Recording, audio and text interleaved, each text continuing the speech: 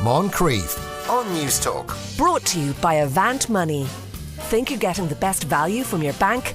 Think again. 53106 is our text number that will cost you 30 cents. You are listening to the Moncrief Show on News Talk. Now, 50 years ago, Dave Scott and Jim Irwin set a historical precedent. They were the first people to drive on the moon. The introduction of the lunar rover to moon exploration enabled astronauts to travel further and do far more work than their predecessors. Earl Swift is the author of Across the Airless Wilds, the Lunar Rover and the Triumph of the Final Moon Landings. And he joins us now in News Talk. Good afternoon, Earl. Good afternoon to you, Sean. Thanks for having me. By way of comparison, the missions to the moon that didn't have a rover, how much area did they cover, and how much area did the ones with a rover cover? Well, the United States landed men on the moon 6 times, and the first 3 missions to land were on foot. The final 3 used a rover, and the difference was pretty stark. If you look at Apollo 11, the first moon landing, Neil Armstrong and Buzz Aldrin stepped out of the Eagle, and all of their travels on the surface would fit inside a football field, either U.S. or European. I mean, it was a very small area. The farthest either man wandered from the Eagle was 65 yards. Fast forward 2 years, and the first mission to use a rover, as you mentioned, Dave Scott and Jim Irwin, stepped out of the Falcon, and they drove 17 miles. Ha! The area they covered was half the size of Manhattan, the size of a good-sized city anywhere in the world, and it just enabled them to do the kind of science and exploration that was unthinkable. For the astronauts on foot. As I understand it, they went through all sorts of design iterations, some of which sounded kind of slightly ludicrous, but, people will know what it looked like.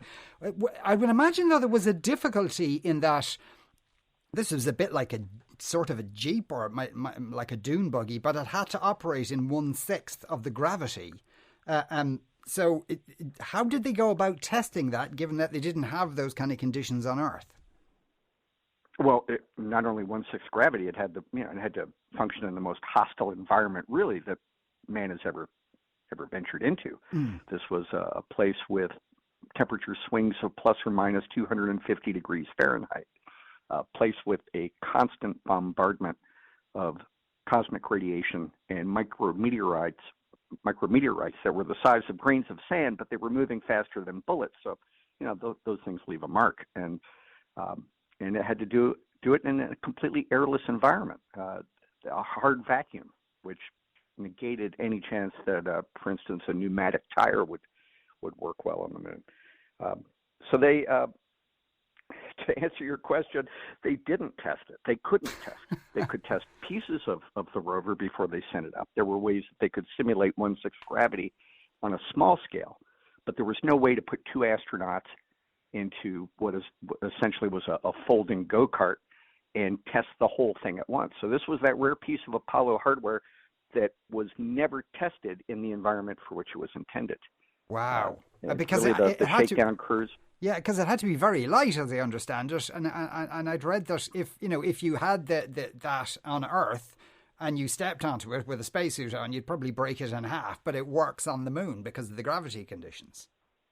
Exactly. It weighed less than, NASA hoped that it would weigh less than 400 pounds. As it turned out, it weighed about 460.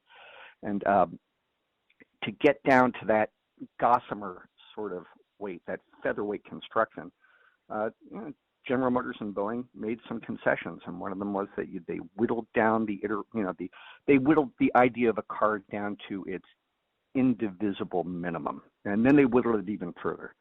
And so what you wound up with was a vehicle with floorboards that were 1/50th of an inch thick. We're talking a piece of aluminum as thick as the thinnest veneer on a cheap piece of furniture. And if you stepped on it on Earth, you'd go right through it. But on the moon, where an astronaut likewise, weighed a lot less, it worked. How did they find it to drive then when they got it up there? Well, it was a handful.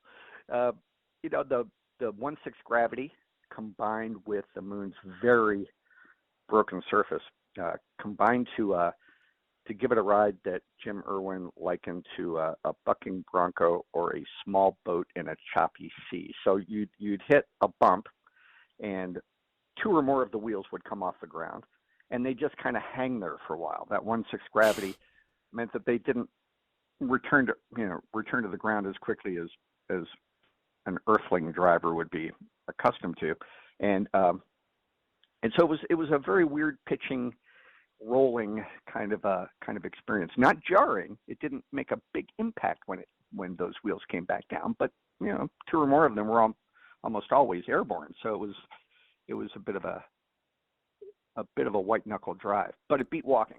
Which was the whole point. For sure, one would imagine. But in itself, how fast could the buggy go?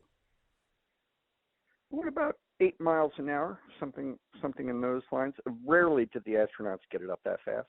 I mean, the fastest they ever got it was on a downhill run on Apollo 17, where they topped 11 miles per hour. In most cases, they were doing 5 or 6, and that felt pretty fast on the surface of the moon. This is a place with a completely black sky, utterly black, with weirdly close horizons, and with no way to judge distance. All the usual visual yardsticks that we take for granted on Earth were missing there. No trees, no clouds, nothing. And added on to that, because it lacks an atmosphere, objects far away don't have that faded, hazy kind of visual distance that they do here on Earth. Everything looks exactly the same, regardless of how far away it is. So consequently, a boulder or a crater, a big one a long way off, looks no different from a small one close in. And it, that complicated the driving process quite a bit. My word. Now, obviously, as you know, NASA are planning further personed missions to the moon. Could they improve on that design? Basically, did that work? Pretty much what they wanted, as you'd wanted to. So, why reinvent the wheel? Pardon the pun. It worked almost flawlessly. I mean, to give you some sense of what the rover achieved. I mean, the guys who walked on their missions, Armstrong et al., they were wearing suits that weighed more than they did.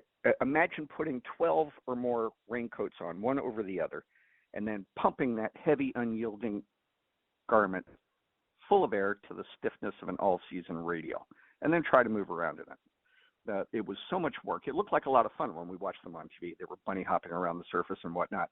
It looks like they're having a ball. In fact, they were working really hard. It took a lot of effort. It took muscle just to bend an arm, let alone to move from point A to point B. That effort elevated their metabolic rates, which caused them to use the air and the cooling water in their backpacks at an accelerated rate.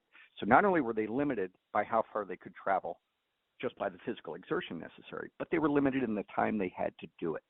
And the rover took care of all that. And consequently, it changed the missions in just about every way it could. It led to a much deeper science, much more swashbuckling style of exploration, to the point that you could argue that every single piece of the American space program up until that point, starting with Alan Shepard's first Mercury flight back in 1961, all of that was preparation for those last 3 Apollo missions with the rover.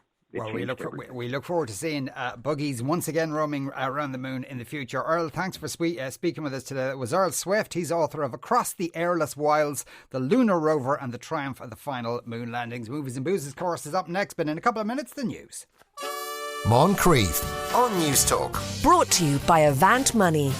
Think you're getting the best value from your bank? Think again.